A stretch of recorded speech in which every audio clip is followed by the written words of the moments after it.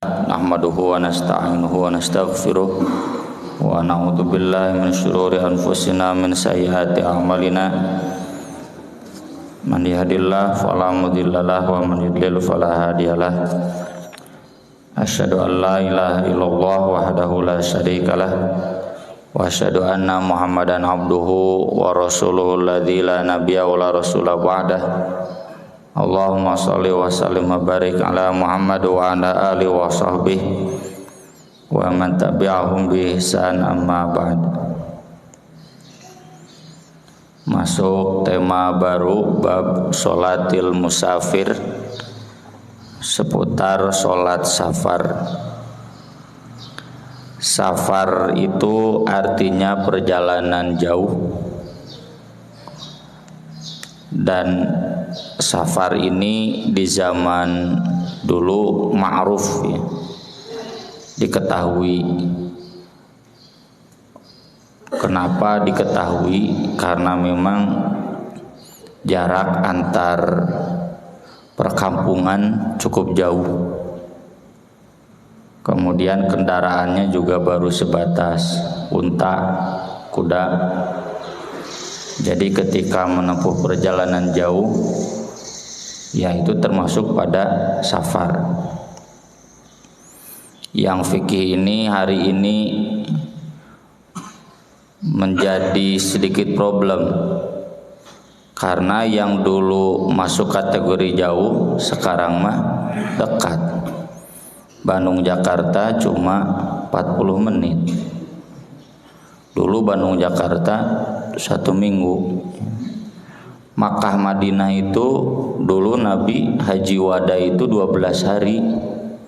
Makkah Madinah. Sekarang pakai kereta cepat cuma 2,5 jam. Pakai bus 6 jam dengan istirahat itu. Nah, jadi definisi jauhnya agak problematik. Dulu yang disebut safar itu perjalanan minimal 1 hari. Perjalanan minimal 1 hari sekarang ya dari Bandung ke Makkah atau Bandung kemana ya, ke London. Berarti kalau ke Jakarta karena tidak sampai 1 hari safar atau bukan.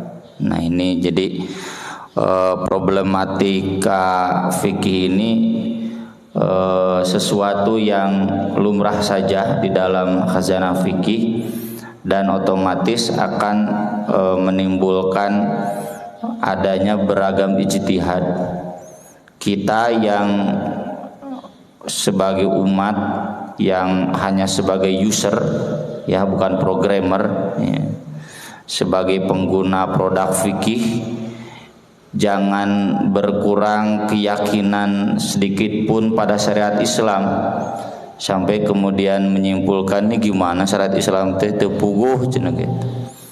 Padahal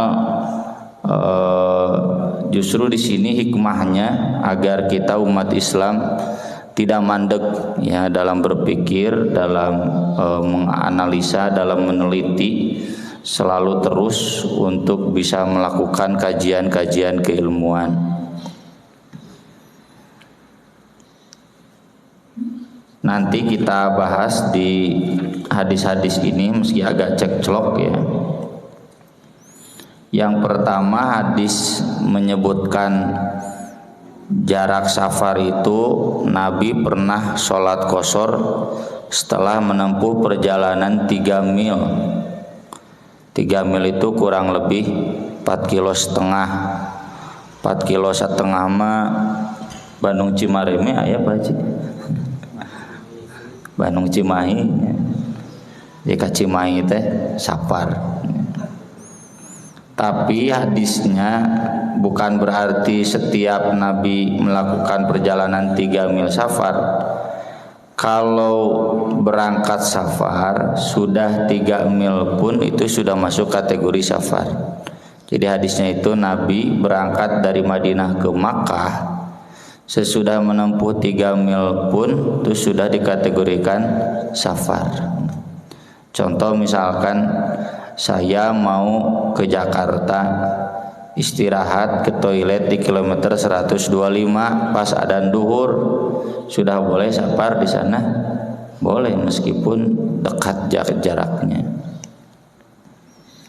Yang kedua, hadis yang menyebutkan bahwa jarak safar itu tidak boleh kurang dari 4 burud, 4 barid dari Makkah ke Usfan. Ini kalau dikilometerkan kurang lebih 80, 77 sekian, bulatkanlah 80 km itu Bandung Sukabumi. Tapi untung ini hadisnya doif. Kalau tidak ke Cianjur juga nggak boleh safar. Hadis doif ini karena nggak ada lagi hadis yang sahih yang dijadikan dasar di jumhur ulama bahwa jarak safar itu kalau perjalanannya sampai 80 km. Jadi dari Bandung Cianjur termasuk safar.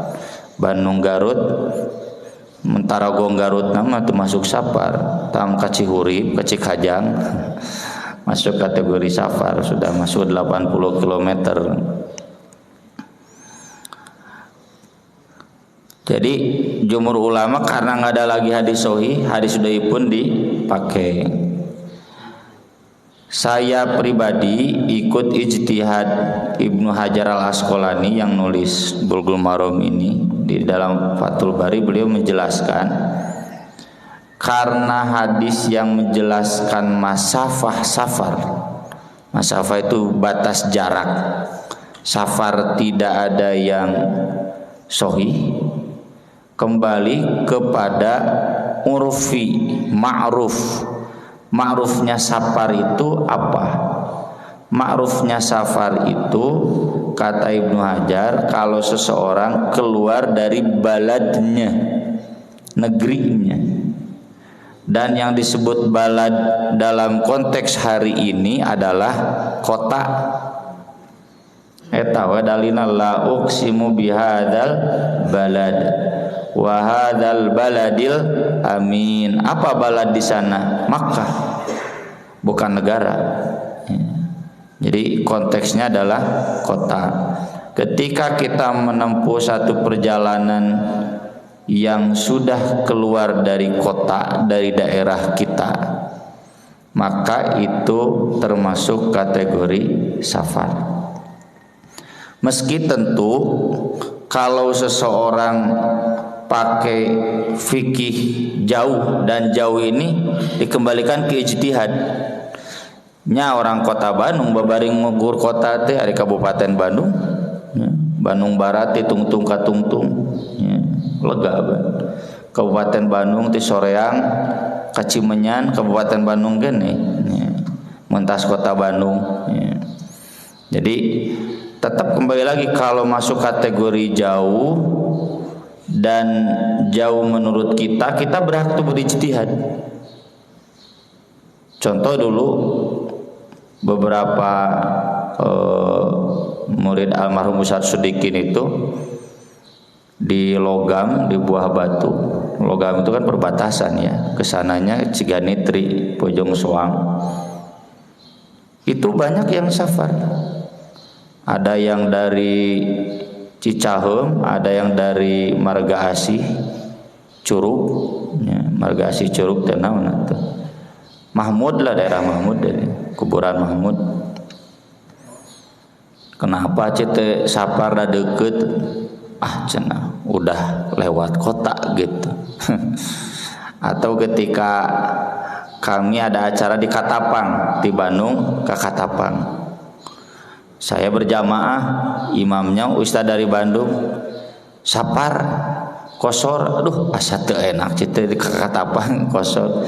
Tapi dah beliau berpendapat ini udah jauh, dan ijtihad itu kan nggak boleh saling menyalahkan, ya nggak boleh saling menyalahkan. Atau kalau kami ada acara di Ciganitri, itu ada beberapa ustadz yang dari Bandung safar kosor, abdi mantel keur main nama unggal minggu unggal usik, ya.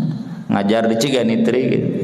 Tidak merasa sebagai bagian dari safar babari tol Pasir Koja, tol Buah Batu setengah jam ge nepi gitu. Ya, tapi kita nggak bisa menyalahkan juga pihak-pihak lain, ustad-ustad lain. Sigana tara kaciganitri, jadi sekali kaciganitri itu sejauh. Ya itu silakan saja. Karena saya tidak merasa sebagai sapar, Ustad eta salam abdi mah nambah deui we. Bareng dengan yang mukim. Nah ini sekali lagi, jadi kesimpulannya Bapak Ibu, safar itu perjalanan jauh, standar jauhnya ini ijtihad kita masing-masing. Bapak Ibu berhak berijtihad. Kalau mau pakai patokan, patokannya keluar kota, ya, keluar wilayah, keluar daerah. Itu sudah masuk kategori safar. Saya kesini sudah masuk kategori safar karena ini Kabupaten Bandung, saya orang kota Bandung, bahkan melewati kota Cimahi, melintasi wilayah kota.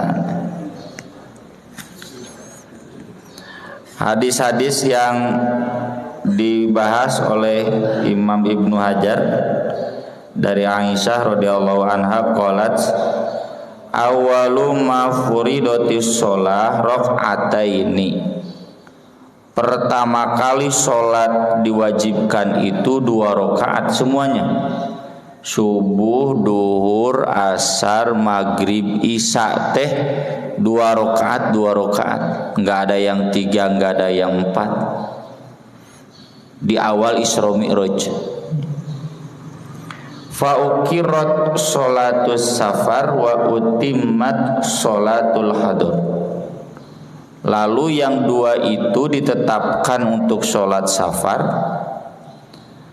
dan yang sholat hadar, sholat hadar itu sholat di tempat kita, itu ditambah.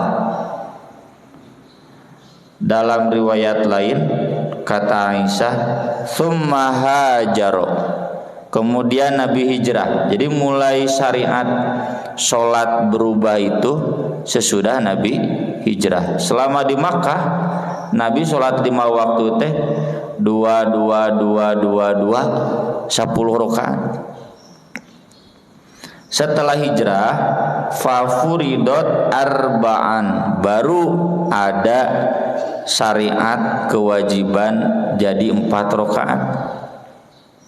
Wa ukirat sholatus safar alal awal. Tapi kalau sholat safar ditetapkan berdasarkan ketetapan yang awal itu 2 rakaat, 2 rakaat. Zada Ahmad, dalam riwayat Ahmad ada tambahan kata Aisyah, illal maghrib, kecuali maghrib, fa innaha witrun nahar, karena maghrib itu witirnya siang. 4, duhur, 4 asar, 3 maghrib. Wa illa subha, dan kecuali subuh, subuh mah tetap 2. Fa innaha tutawwalu fihal qiraah, karena bacaannya harus dipanjangkan. Jadi Bapak Ibu yang tadi jadi makmum saya, bacaannya agak panjang, sunnahnya begitu. Justru Bapak Ibu harus marah kalau imam sholat subuh pendek, bid'ah dah. Sholat subuh itu harus agak panjang, standar 4 rakaat. Nah dari sana kemudian jadilah sholat 5 waktu itu 17 rakaat. 2 subuh tetap 2 mah, karena bacaannya harus panjang. 4 duhur, kemudian maghrib 3, tidak jadi 4 karena maghrib witirnya siang. Kemudian 4 asar kalewat. 4 duhur, 4 asar, maghrib 3, dan 4 isya, ya, semuanya jadi 17 rakaat. Maka dari itu ada tasahud awal, tasahud akhir. Tasahud awal itu dulunya tasahud akhir. Makanya sesudah tasahud awal bangkit harus ngangkat tangan lagi. kayak takbiratul ihram, karena sama dengan memulai lagi. Ya. Beres tasyahud awal, bangkit ke rakaat ketiga itu harus ngangkat tangan lagi kayak takbiratul ihram, karena baru lagi. Dan ini yang dijadikan dalil oleh sebagian ulama, kalau sholat malam atau sholat duha mau lebih dari 2 rakaat harus pakai tasyahud awal. Karena standar sholat itu kata Nabi, sudah pernah kita bahas dulu di pembahasan sholat malam, sholatul laili wan nahar masna masna. Sholat siang dan sholat malam itu harus 2-2. Nutilu oke kudu di 2 jeung hijikeun gitu. Di 2 satukannya itu mau 2 salam terus 1, atau 2 tasyahud awal terus 1. Tak itu maksud 2-2 sholat siang dan sholat malam itu. Ini menurut fikih sebagian ulama. Dan ini yang dipakai di tanah suci. Makanya di tanah suci nggak ada witir lebih dari 1. Witirnya teh 3 ngan 2 plus 1 gitu. Dari mana kita tahu witirnya? Eta we 3 rakaat terakhir teh macana teh sabihis, kuliah, kulhu. Ya. Bapak Ibu yang pernah umroh atau haji mungkin Ramadan. Yang pernah umroh Ramadan begitu witir itu sabihis, kuliah, kulhu. Saya kemarin 7 malam di sana, 3 hari di Masjidil Haram, 4 hari di Masjidil Haram, 3 hari di Masjid Nabawi, karena hari ke-8-nya di bandara. Selalu witir itu sabihis, kuliah, kulhu. Tapi teknisnya sabihis, kuliah, salam. Baru berdiri lagi 1 rakaat, kul huwallahu ahad. Bisa ditanya Ustaz, ente witirnya 3 atau 1? Hiji, tapi 2 plus 1. Kenapa di Saudi 2 plus 1? Karena pakai fikih tadi, sholat malam dan siang itu harus 2-2. Kalau mau ditigakan udah juga maghrib. Dan itu yang dipakai di Bangil. Di Bangil itu kalau tarawih 4, duha 4, witir 3 mau di 1 salamkan, maka pakai tahiyat awal. Kenapa? Karena sholatnya begitu 2-2. Jadi kalau ada lebih dari 2 pakai tahiyat awal. Meski demikian, ya Imam An-Nawawi sendiri mengatakan langsung tanpa tahiyat awal itu sorihnya, dohirnya bisa diamalkan. Ya.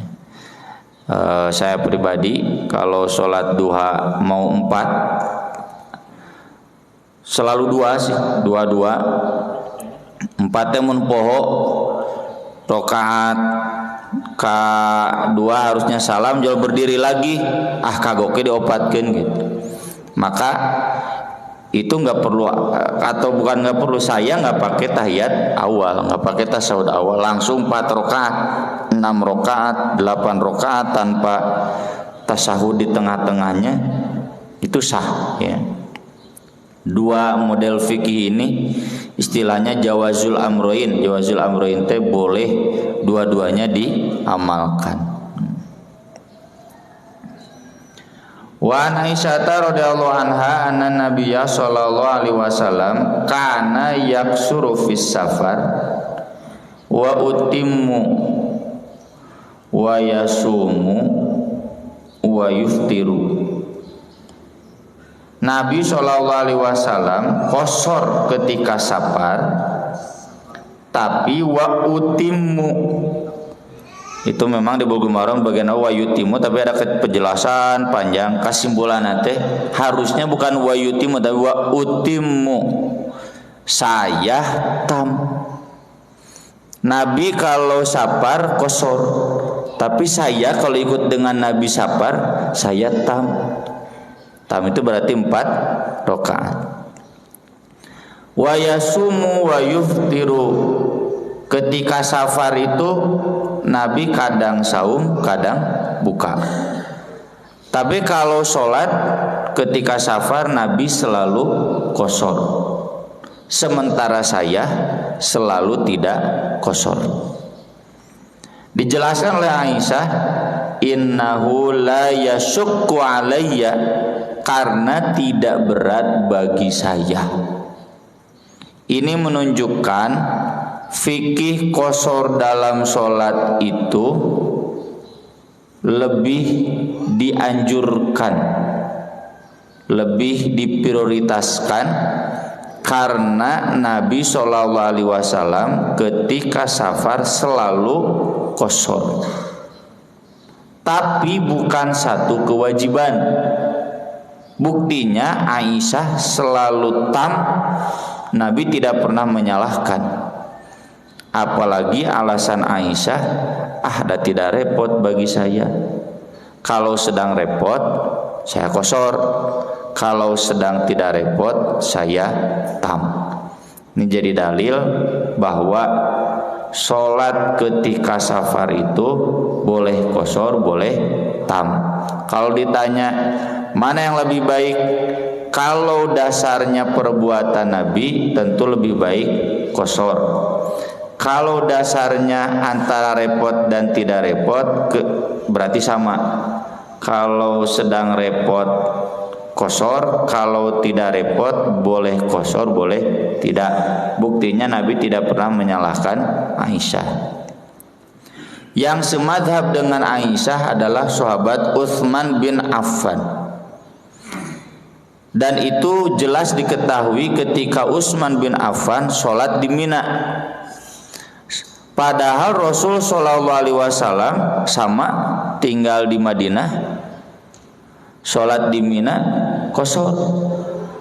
Tapi Utsman bin Affan yang tinggal di Madinah sholat di Mina tam. Sampai Ibnu Mas'ud protes, ini Utsman kok beda dari Nabi? Nabi aja qashar, kok Utsman tam? Ibnu Mas'ud balik ditanya, kenapa kamu qashar? Kenapa kamu ikut tam, ikut 4 rakaat? Jawaban Ibnu Mas'ud, al-khilafu syarr. Menyelisihi imam itu jahat, nggak boleh. Ini jadi dalil bapak yang ingin qashar, kalau imamnya tam harus ikut imam. Beda kalau kasusnya sebaliknya. Karena Nabi ketika di Makkah beliau qashar, tapi orang Makkah tam. Kata Nabi, inna qaumun safrun fa'atimmu, kami safar maka kami qashar, kalian tambah. Jadi ketika Nabi salam 2 rakaat sholat duhur, orang Makkah nambah, ya, mereka menambah jadi 4 rakaat. Berarti sekali lagi, ya, sholat qashar itu diprioritaskan meski bukan satu kewajiban, terutama kalau bagi yang sedang haji dan umroh. Mengingat Nabi SAW selalu memperbanyak sholat ketika safar. Mana dalilnya? Dalilnya itu yang sudah kita bahas dulu. Nabi sholat di atas kendaraan. Pasti kersapar. Biraku di Madinah pakai kendaraan. Sholat apa itu? Kata para ulama itu sholat mutlak. Sholat mutlak itu sholat hayang, sholat ingin saja, nggak ada kategorisasi. Tahiyatul masjid biraku dina onta, ya. Sholat malam biraku siang, ya. Sholat duha mungkin, ya. Sholat rawatib tidak, Nabi tidak mengamalkan. Tapi Nabi sepanjang perjalanan di atas kendaraan itu sering sholat. Ini menunjukkan bahwa selama safar memperbanyak sholat itu ada dalilnya, kata Imam Nawawi, dianjurkan. Jadi meskipun sholatnya qashar, tapi bukan berarti kemudian berkurang sholat-sholat sunat lain. Silahkan diamalkan saja. Apalagi bapak ibu yang sedang umroh di Masjidil Haram, di Masjid Nabawi, mumpang-mumpung kan kita umroh itu mengejar pahala sholatnya. Semakin banyak sholat di Masjidil Haram, di Masjid Nabawi, semakin banyak pahala sholatnya. Dan mustahil kan bapak ibu jadi imam di Masjidil Haram. Mustahil. Imam Masjid Istiqlal lagi mustahil jadi imam di Masjidil Haram. Jadi selamanya pasti jadi makmum dan imamnya pasti tam. Maka kesimpulannya ya sholatnya pasti akan selalu tam. Kecuali bapak ibu ngedul cenah panas haroream ke Masjidil Haram di dewe cenah ngara bisa jama qashar pek ngancek malaikat teh ieu si kedul ditulisna.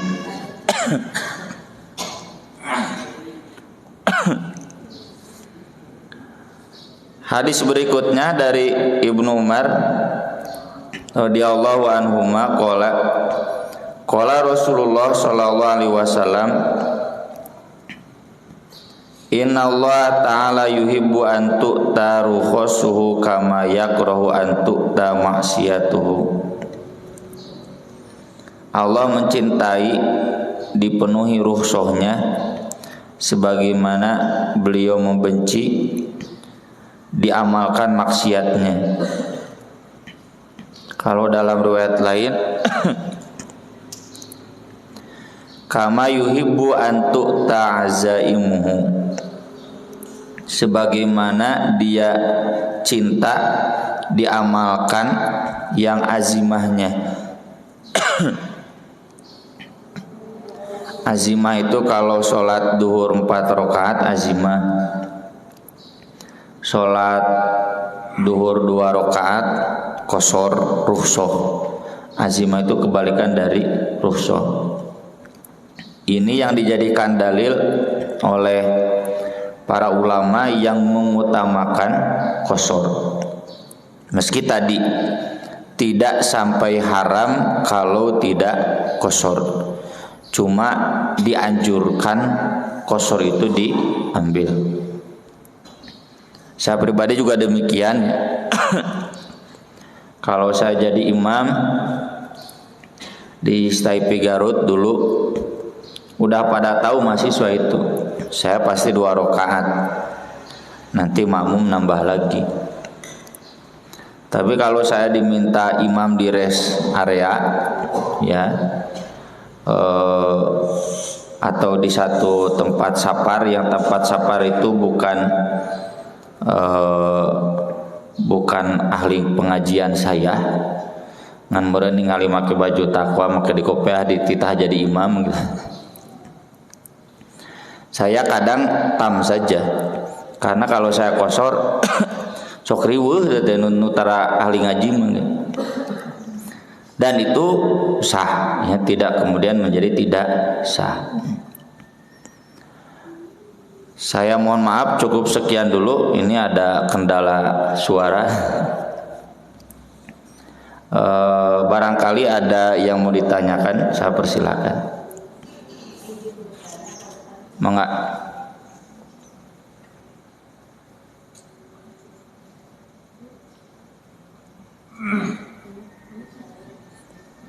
Tehurung panitia itu.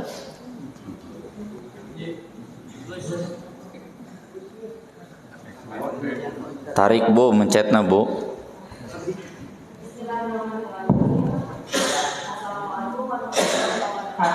Tah gini.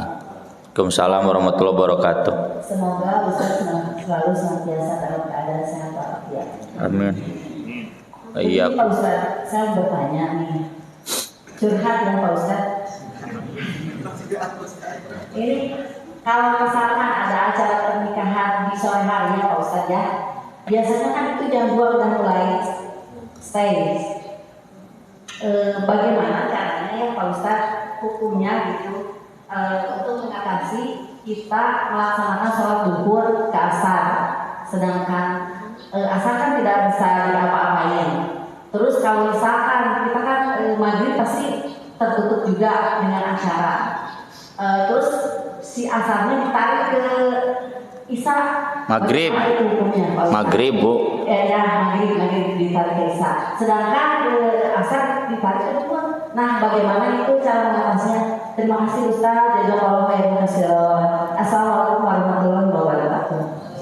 Amin wa iyyakum. Waalaikumsalam warahmatullahi wabarakatuh. Hadisnya di Bulughul Maram tidak ada, tapi di kitab hadis lain ada. Saya juga sudah tulis di website saya di At-Taubah Institute. Nanti sama panitia tolong dicarikan saja. Pak ini Pak Ade mumpung ada nih. Mumpung tidak touring. Jadi nanti dicarikan judulnya Sholat Jamak Ketika Mukim. Nabi SAW pernah menjamak sholat duhur dan asar, maghrib dan isya ketika di Madinah tanpa ada hujan, tanpa sakit. Itu satu. Yang kedua, Ibnu Abbas pernah mengisi kajian. Ibnu Abbas itu kalau mengisi kajian banyak jamaahnya, kayak Ustaz Abdul Somad, banyak penuh. Dari sebelum maghrib masuk waktu maghrib nggak dihentikan sampai jamaahnya protes menjelang isya itu. Ibnu Abbas marah, diam kalian, saya lebih tahu sunnah Nabi daripada kalian, jangan sampai gitu kan. Sampai masuk waktu isya, kemudian adzan isya, dan Ibnu Abbas sholat maghrib dan sholat isya di jamak. Kata beliau, sengaja saya lakukan ini agar kalian tahu bahwa ini diperbolehkan. Maka dari itu fikihnya boleh menjamak sholat duhur dan asar atau maghrib dan isya. Tekeng asar ka isya mabunya. Meskipun sedang mukim, tapi tidak dirutinkan, sesekali. Dan saya yakin yang namanya hajat itu sesekali. Ya. Pernikahan itu piraku tuluy-tuluyan. Kecuali wedding organizer ya, WO-nya tetap WOG. Kalau rutin saminggu sakali mah nggak bisa, karena di dalilnya sesekali. Diatur-atur lah. WO mah da moal dangdan kanal teuing meureun. Ya. Dan itu di jamaah sudah biasa diamalkan. Ya. Jadi kalau hajat dilewat duhur teh ke dikaasarkeun, ya, atau kalau sore berarti asarnya ditarik ke duhur atau maghribnya ditarik ke isya. Tapi saya sendiri ketika dulu menikah enggak, ya.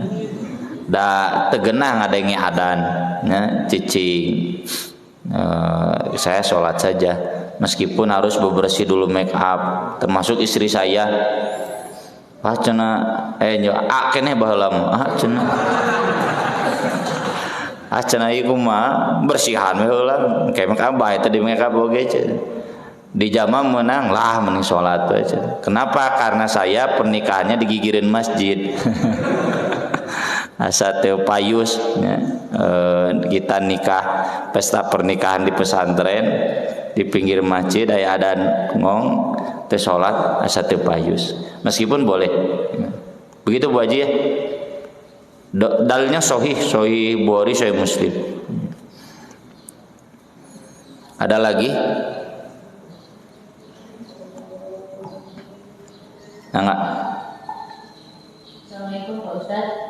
Yang saya tanyakan, misalkan saya berjemaah sendirian, tapi itu termasuk usaha berjemaah. Saat perempuan sendirian, belakang saat laki-laki. Assalamualaikum. Assalamualaikum warahmatullahi wabarakatuh. Itu sudah kita bahas ya di pembahasan sholat berjamaah di kitab saya, hadis nomor 441. Jadi kata Anas bin Malik, ketika Rasulullah Shallallahu Alaihi Wasallam pernah sholat di rumahnya, imamnya Rasul, di belakang Rasul saya dan anak yatim yang lain berdua. Lalu ibu saya Ummu Sulaim sendirian berdiri di belakang kami. Jadi kalau ibu-ibu sholat di saf berjamaah sendirian sah.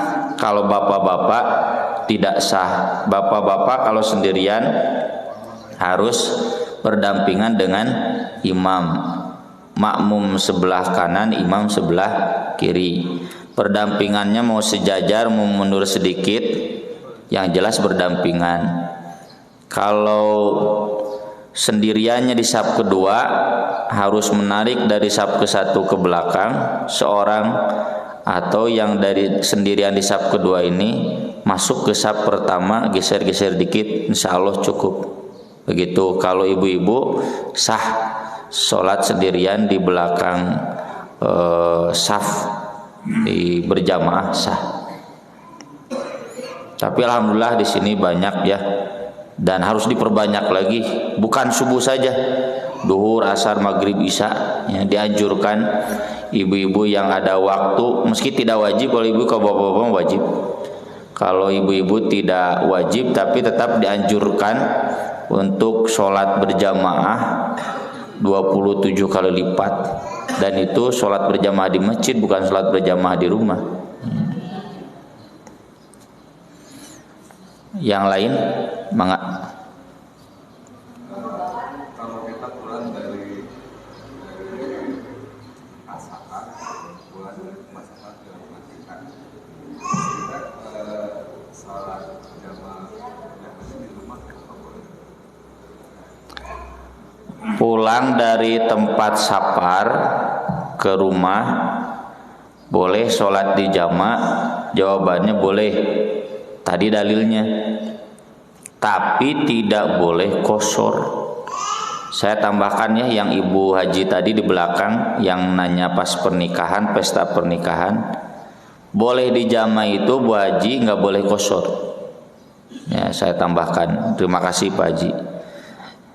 Sama kita pun demikian. Saya contoh dulu pulang dari Bogor, kalau kuliah itu beres jam 4. Naik bus itu ke Baranang siang 4:30. Kadang dapat bus 4:30, kadang jam 5. Kalau saya nunggu maghrib lama tuh, sejam setengah, hampir 2 jam. Maka saya langsung naik bus, dan bus Bogor ke Bandung itu nggak ada istirahat selain kontrol di kilometer 57, nggak cukup buat sholat. Sedangkan sholat wajib di atas kendaraan itu nggak boleh.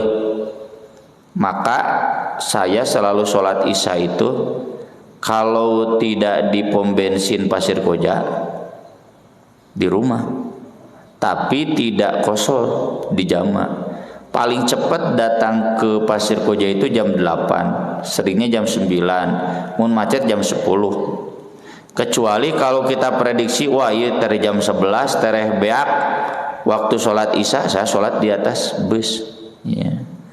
Tapi kalau masih ada waktu kita turun dari bus, kan sholat wajib itu tidak boleh di atas kendaraan, harus turun. Maka saya sholat jamaah di Pasir Koja atau di rumah, tapi tanpa qashar karena sudah habis safarnya. Qashar itu hanya untuk safar. Termasuk yang pertanyaan Bu Haji tadi di belakang, ketika kita sibuk dalam pesta pernikahan, boleh sholat di jamaah? Boleh, tapi tanpa qashar. Termasuk orang yang sakit ya, orang yang sakit yang repot buat sholat, boleh di jamaah? Boleh, tapi tanpa qashar. Qashar itu hanya ada ketika safar. Kecuali kalau Bapak sebelum pulang ke rumah nyimpang dulu ke masjid, itu statusnya masih safar. Ya, kayak tadi saya, kalau sholatnya di pom bensin Pasir Koja itu masih safar karena belum datang ke rumah, masih dalam perjalanan, masih ala safar, maka jamak qashar. Tapi kalau saya tidak sempat ke pom bensin di Pasir Koja, langsung si angkot teh ke rumah, maka saya sholat jamak saja tanpa qashar. Satu lagi, mangga Pak Haji. Waalaikumsalam warahmatullahi wabarakatuh. Ustaz, pada waktu kita sakit, ya tadi sudah dibahas, dimana kan kita pasang infus ya, artinya agak terbatas ya, repot. Bagaimana pelaksanaannya sholat berapa wajib ya? Apakah tayamum ataupun tadi ya di qashar, bagaimana? Sholat bagi orang yang sakit itu pertama tetap harus wudu selama ada air, kecuali tidak mungkin mengakses air. Kayak diinfus kan gak mungkin, kecuali kalau Pak Haji bisa dilepas dulu, tapi air wudu tambah gering deh ulah. Berarti tayamum. Yang kedua, sholat tidak boleh di atas kasur atau di atas kursi, di atas meja nggak boleh, harus di atas lantai. Kecuali tadi tidak mungkin turun dari kasur, boleh di atas kasur, ya nggak boleh, nanti ada hadisnya. Jadi sholat di atas meja, di atas kursi nggak boleh. Makanya kalau di pesawat, ya selama ada tempat sholat khusus nggak boleh di kursi, cari aja musola di belakang kalau di Saudi Airlines itu. Kecuali kalau di Garuda itu nggak ada musolanya, udah aja di kursi. Atau kalau saya di kereta, saya cari aja ke gerbong restorannya kereta makan, di sana ada musola, sholat di sana. Tidak sholat di atas kursi, kecuali pas kadinya teh gararane mal bener sholat gararane di restoran makan, maka saya sholat di atas kursi. Itu pun dengan asumsi saya tidak bisa turun dari kereta tepat pada waktunya. Kalau masih bisa turun dari kereta masih di waktunya, saya tunggu turun dari kereta, kan nggak boleh sholat di atas kursi, di atas kendaraan gitu. Jadi Bapak nggak boleh sholat di atas kasur, kecuali kalau memang tidak bisa turun dari kasur. Yang ketiga, sholatnya tetap seperti biasa, kecuali kalau repot seperti biasa. Maka ketika repot itu boleh dijamak, tapi tanpa qashar. Qashar itu hanya ketika safar. Jadi kalau Bapak repot sholat di atas kasur, mau sambil duduk, mau sambil berbaring, sholatnya boleh dijamak tapi tanpa qashar. Begitu Pak Haji ya. 3 itu patokannya. Masalah tayamum, masalah di atas kasur, dan masalah jamak. Enggak. Batasan waktu kita safar itu berapa hari? Misalnya kita mau di kampung nih, ya, 3 hari, 4 hari, apakah boleh untuk kita mengqashar ataukah harus sebagai hukum di sana? Kata Anas bin Malik, batasan maksimal safar itu 19 hari. Karena Nabi tidak pernah safar lebih dari itu, fikihnya. Maka kalau para sahabat safar mau mukim di satu tempat lebih dari 19 atau 20 hari, itu dikategorikan mukim, ya, tidak dikategorikan musafir. Tapi ada lagi madhab yang lain. Ibnu Umar itu pernah di Azerbaijan selama 6 bulan beliau safar. Kenapa? Karena kata beliau, saya tidak akan mukim di sini, mau pulang. Jadi fikih ini bisa diambil dua-duanya, tapi lebih aman hemat saya kita pakai fikih yang dari Anas bin Malik itu, mengingat Nabi tidak pernah lebih dari itu safar itu.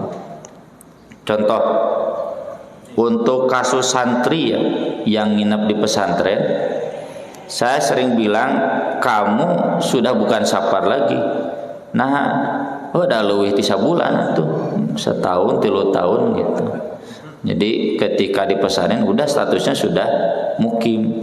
Jadi mukim kamu 2, jika boga pemajikan 2, satu di pesantren, satu di Sukabumi kalau orang Sukabumi. Jadi ada dalilnya, Pak Haji. Kata Anas bin Malik, para sahabat, jumhur sahabat, kalau diam di satu tempat lebih dari 19 hari, kurang lebih 3 minggu ya, maka mereka sudah menghilangkan status safarnya. Kalau itu bukan berarti menunggu sampai 19 hari, bukan. Kalau memang niatnya di sana lebih dari 3 minggu atau sampai 3 minggu, itu sudah enggak kategori sebagai safar lagi. Termasuk nih yang ibadah haji. Ibadah haji itu kan pasti lebih dari 3 minggu ya. Maka statusnya kalau pakai mazhab para sahabat ini udah mukim saja. Meski sesekali ketika jadda alaihi safar, ketika melakukan perjalanan dan repot, misalkan perjalanan dari Mina ke Makkah repot, macet, itu boleh ya ketika melakukan perjalanannya. Tapi ketika diam di satu tempatnya, jadi bedakan, Pak. Ada ala safarin itu sedang melakukan perjalanan, dan ketika diam di tempat yang kita tuju safar. Kalau diamnya itu kategori mukim lebih dari 19 hari, tapi kalau sedang di perjalanannya, nah itu masih kategori safar. Cukup ya dulu, terima kasih. Nanti kita sambung di masih pembahasan sholat safar ini di kajian yang akan datang. Aqulu qouli hadza wa astaghfirullah li wa lakum, subhanakallahumma bihamdik, asyhadu an la ilaha illa anta, astaghfiruka wa atubu ilaik. Wassalatu wassalamu ala Rasulillah. Wassalamualaikum warahmatullahi wabarakatuh.